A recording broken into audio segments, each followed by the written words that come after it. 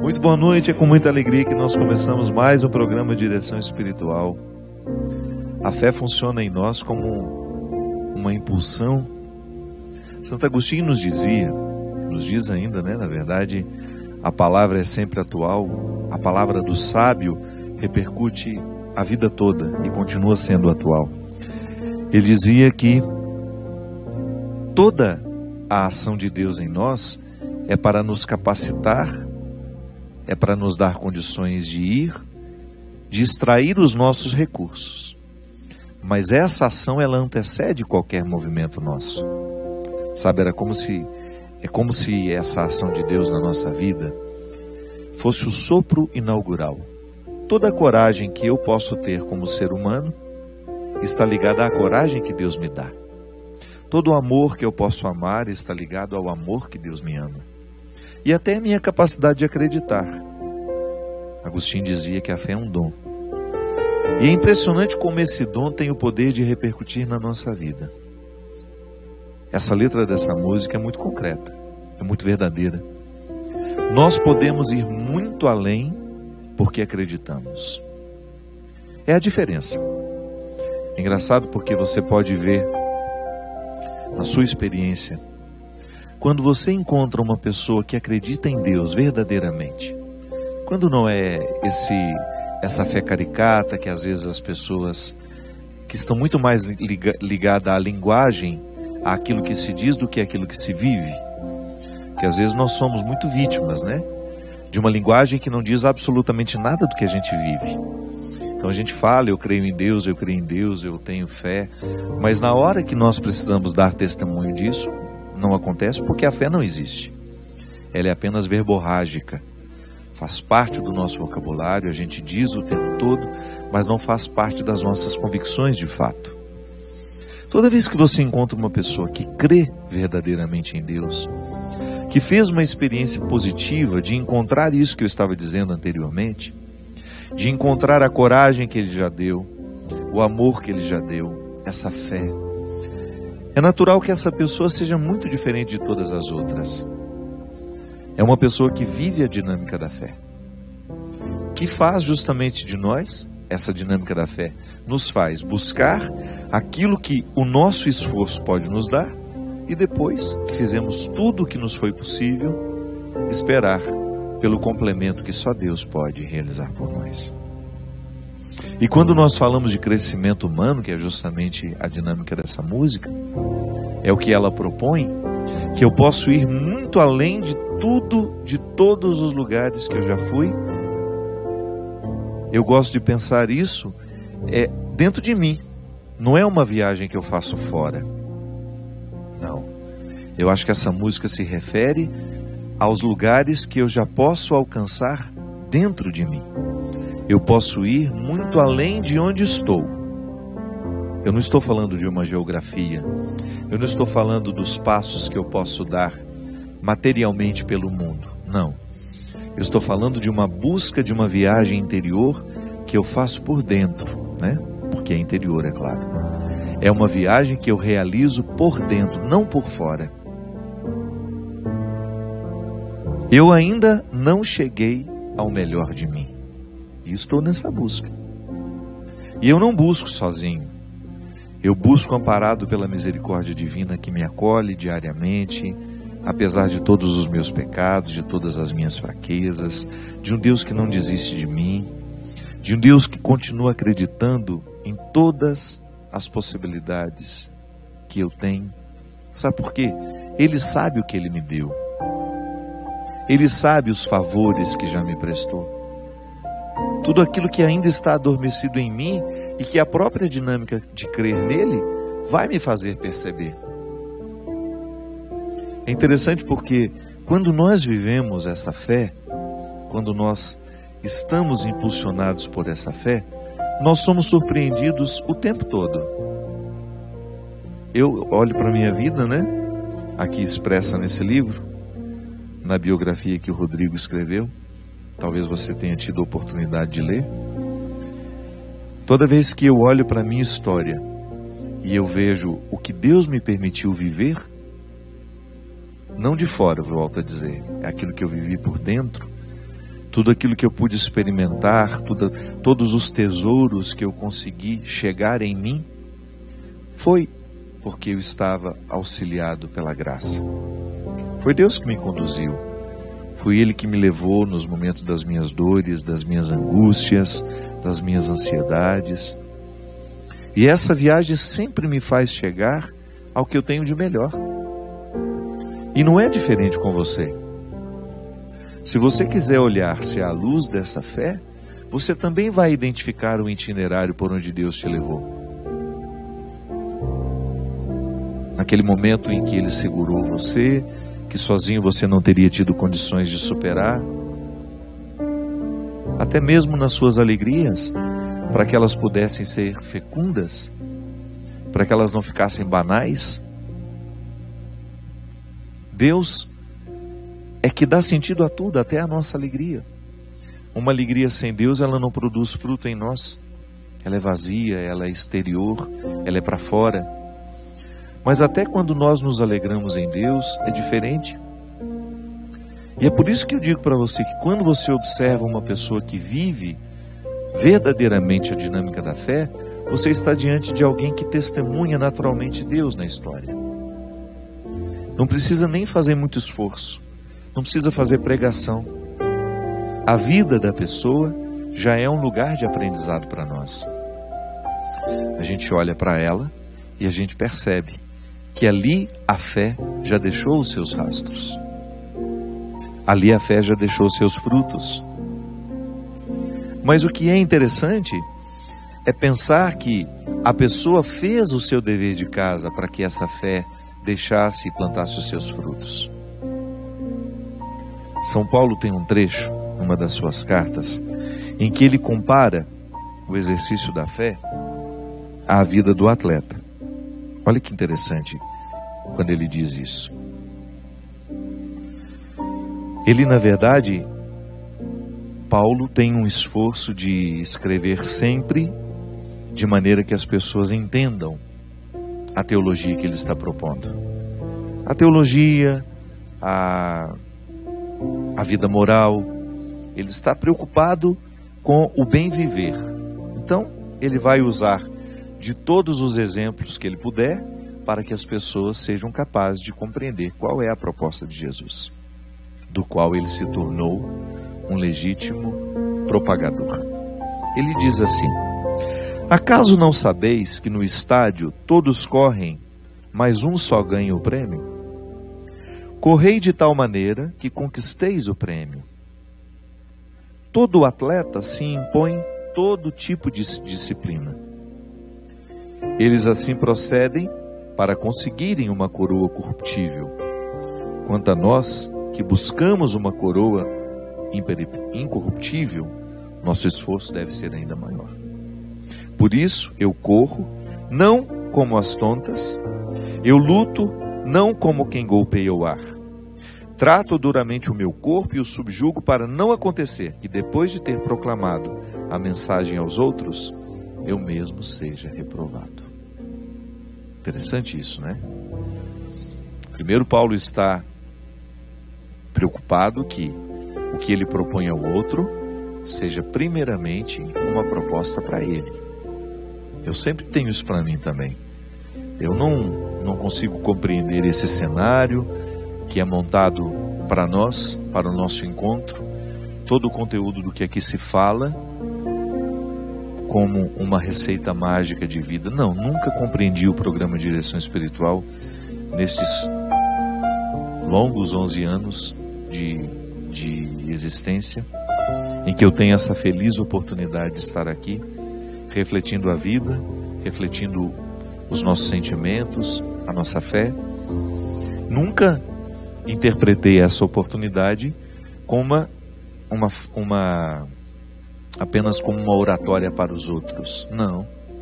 Esse programa é antes de tudo para mim. Tudo aquilo que eu partilho com vocês é o que eu procuro viver na minha vida. É a dinâmica dos meus dias. É assim que eu também me interpreto. Da mesma maneira como Paulo. Eu não quero dizer para vocês, propor a vocês um valor que eu não estou desfrutando. Pelo contrário, Eu sou um beneficiado do Evangelho. Eu me tornei uma pessoa muito melhor por causa do Evangelho. Eu assumi virtudes, valores que nenhuma filosofia teria me dado. Foi no Evangelho que eu encontrei.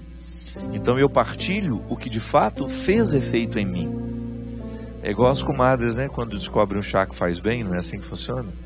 Ah, comadre, eu arrumei um chá para tirar a pedra dos rins, que é uma beleza. Aí vai e conta, né? Boa noite, seu Cristian, tudo bem? Você também já recebeu receitinhas assim, não já? Ou então aquela pessoa que vive dando receita de antibiótico, mesmo sem ela ser médica, não é? Por quê? Porque fez bem nela, é boa vontade. Claro que não pode, não é médico, não pode prescrever. Mas a pessoa tem tanta vontade de que você se livre daquilo que está lhe fazendo mal, que ela imediatamente vai contar que ela tomou um remédio que o doutor Antônio deu para ela, que foi uma beleza, que você devia tomar o mesmo. É a boa vontade, é o desejo que nós temos de que o outro seja curado com os mesmos recursos que nós tivemos, para ele não perder tempo. A gente já dá o nome do remédio e às vezes, se abusar muito, já dá até a cartelinha com os que sobraram. Toma isso aqui, você vai ficar ótimo. Dor, né? Diz que está sentindo uma dor. É impressionante como as bolsas se abrem para tirar uma Neosaldina para oferecer para a gente. Na época que eu era menino, era Cibalena. Era da sua época também, Cristian? Não? Já ouviu falar da Cibalena? É. Só os velhos que estão me assistindo que sabem o que era velha Cibalena, que beleza. Mas ninguém, todo mundo está sempre disposto a dar um remedinho. A gente fica solidário na hora da dor do outro. É o que o Paulo está dizendo. A gente tem de oferecer ao outro aquilo que já fez um efeito em nós.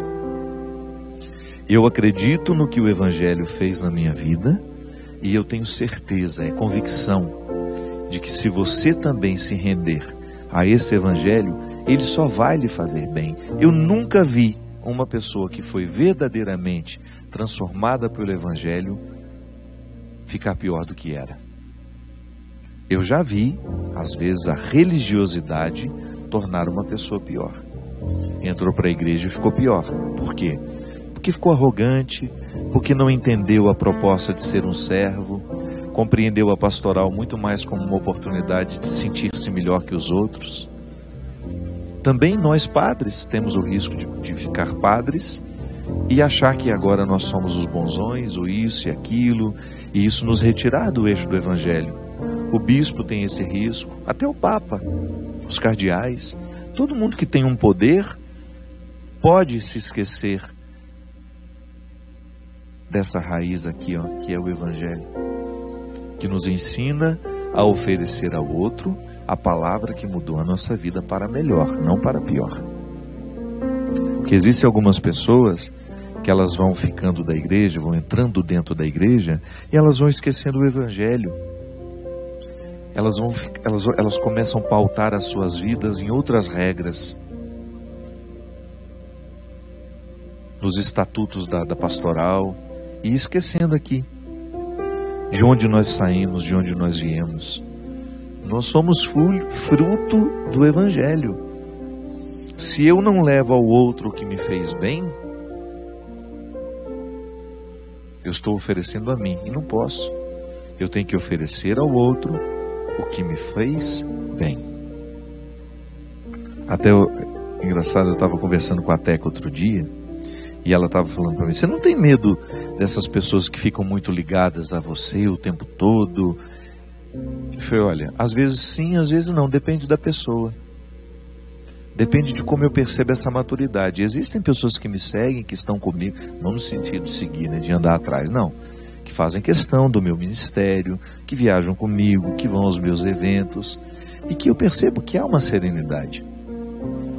Agora, quando eu percebo que a minha presença tornou-se um problema para ela, que eu fiquei tão pesado na vida dela, tão necessário, que ela já não é capaz mais de viver a vida dela sem me colocar o tempo todo, prejudicando a relação dela com a família, com os outros amigos que tem, aí sim eu fico preocupado. Mas esse é um cuidado que eu preciso ter como padre. Eu não posso me oferecer. Eu tenho que oferecer o que o Evangelho fez em mim. E até mesmo ser muito honesto quando eu perceber que uma pessoa está querendo de mim aquilo que não é o que o Evangelho me deu e que eu posso oferecer. É um cuidado. Eu preciso diariamente oferecer ao outro o resultado do Evangelho na minha vida. Com todas as minhas características, com todas as minhas... com tudo aquilo que é próprio de mim. Para que eu não seja apenas um teórico, de ficar dando um conselho para você que não se aplica a mim. E nesse caso, Paulo fala que se nós abrirmos mão da disciplina, nós não chegamos a lugar nenhum. É a disciplina que nos educa, minha gente. Da mesma maneira como nós precisamos ser alfabetizados, nós também precisamos ser cristianizados. Não basta ter sido batizado, não basta ter recebido a primeira comunhão, não basta ter feito a primeira confissão, não basta ter sido crismado. É preciso viver o processo de cristianização, que é o quê? A configuração do meu caráter ao caráter de Jesus. É a oportunidade que eu tenho de ir lapidando na minha personalidade tudo que possa ser um excesso que me prejudica de viver essa proposta. E o bom é que nós fazemos isso diariamente através dessa disciplina. Paulo vai dizer que isso é semelhante à vida de um atleta. O pódio só tem um lugar para o primeiro lugar. O primeiro colocado está lá, o lugar reservado para ele. Não se trata de viver uma competição. Também não podemos entender o cristianismo como uma competição. Eu vou correr para ser melhor que você. Não, não é isso não. É apenas uma linguagem figurada. Paulo não quer que você suba no pódio e se sinta o vitorioso. Não é isso não. É dentro de você sentir que você vence diariamente o desafio de ser quem você pode ser. Não é para você ser melhor que o outro, não é para você ser bajulado, porque às vezes isso pode ser até um sinal contrário, né? É para que você, no seu interior, fique satisfeito com a sua batalha, com a sua luta. Para que você, no mais íntimo, tenha condições de aprovar a maneira como você está vivendo. Porque isso é que nos realiza, minha gente. É essa satisfação íntima, silenciosa, que não é o outro que nos oferece. No fundo, o que nós queremos é aprovar a vida que nós vivemos. É isso que nos retira da angústia, da ansiedade, da depressão, quando você aprova a vida que você vive, as escolhas que você fez, o lugar onde você trabalha. Padre, mas então tudo tem que ser perfeito? Não, não é não. Quando eu digo aprovar a vida que você vive, é você compreender também as dificuldades que fazem parte e mesmo assim você continuar satisfeito. Você acha que é fácil viver aqui na Canção Nova, as pessoas que são consagradas? Não é. Você tem que dividir a casa, tem que dividir a mesa, viver com pessoas que você não escolheu. Vida em comunidade é assim. Eu passei a minha vida inteira vivendo assim. Eu sei exatamente o que é. Não é fácil. Agora, eu encontro uma realização mesmo não sendo fácil, se de fato eu tiver vocação para viver aquilo. Tanto é que um sinal de que não é vocação é quando nada daquilo te realiza. Então faz a sua mala e vai embora. Às vezes você não está aprovando o jeito que você vive, é porque você ainda não fez essa primeira pergunta. Será que é aqui mesmo que eu deveria estar? Pelo amor de Deus, é uma vida só. Não dá para desperdiçá-la. Vá viver a sua disciplina onde Deus lhe chamou de fato. Vá ser um atleta de Cristo lá onde Deus lhe chamou de verdade. E nunca é tarde para você descobrir a oportunidade de viver essa disciplina que vai lhe dar condições de aprovar a vida que você vive. Ainda que você não tenha ficado rico, ainda que você não tenha sido uma pessoa famosa, porque muitas vezes hoje a gente acha que fazer sucesso é ser famoso e é ter dinheiro. Não. Ixi, se você descobrisse como nos bastidores das pessoas famosas há frustração. E você não imagina como muitas dessas pessoas que brilham na televisão, no fundo, têm uma vida infeliz, difícil. Sucesso e dinheiro não é sinônimo de viver aprovando a vida. A aprovação da vida ela é possível até numa pessoa que não teve absolutamente nenhuma realização financeira. Passou dificuldade, viveu contando centavos, mas foi feliz. Por quê? Porque ela aprovou a vida que viveu. Agora, se você tem uma ambição de conquistar, de alcançar, também não tem nenhum problema, desde que você aprove, ao final de tudo, a vida que você está vivendo. A disciplina que Paulo nos pede, ela o tempo todo necessita dessa coerência. Tá bom, eu sei qual é o resultado que eu quero ter. Então eu estou buscando hoje, no agora da minha vida, recrutar todos os recursos que eu tenho, para que eu tenha condições de viver, de desfrutar essa aprovação da vida que eu vivo. Eu posso ir muito além, mas eu preciso saber de onde eu estou partindo e, sobretudo, para onde eu estou indo. Eu posso ir muito além, mas eu não posso me esquecer que esse além é aqui dentro de mim. Eu não estou falando de um além que me joga para fora, é o contrário. É de um além que me joga para dentro, é aqui dentro o meu além.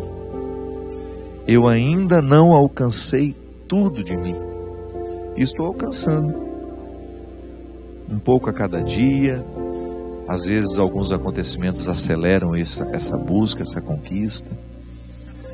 Por incrível que pareça, quando a gente sofre, quando a gente precisa recrutar dentro de nós as forças que a alegria não pede, que a alegria não solicita, quando nós precisamos recrutar dentro de nós tudo aquilo que nos chega pela força da dor, da renúncia, aí eu vou galgando cada vez mais esse monte do além, que é aqui dentro.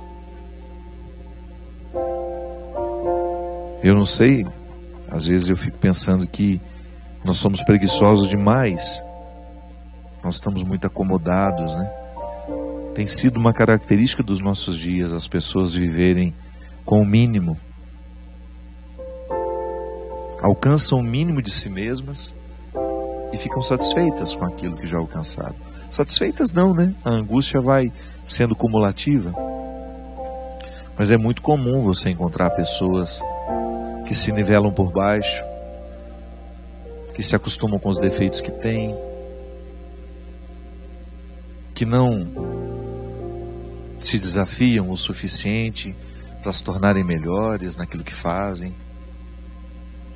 Então ficam distantes do pódio do primeiro lugar, que é, na verdade, uma metáfora da aprovação da vida. O verdadeiro cristão é aquele que, mediante os desafios da própria vida, não precisa nem ir buscar, viu? Eles acontecem naturalmente. O verdadeiro cristão se coloca diante desses desafios como um atleta diante do novo recorde que ele precisa bater. Não é lamentando, não é chorando, não é esperando, não. É treinando para que esse recorde seja batido. É assim que a gente vai além, num além que nos joga para dentro de nós. Nós vamos para um rápido intervalo e a gente volta já já com o programa Direção Espiritual.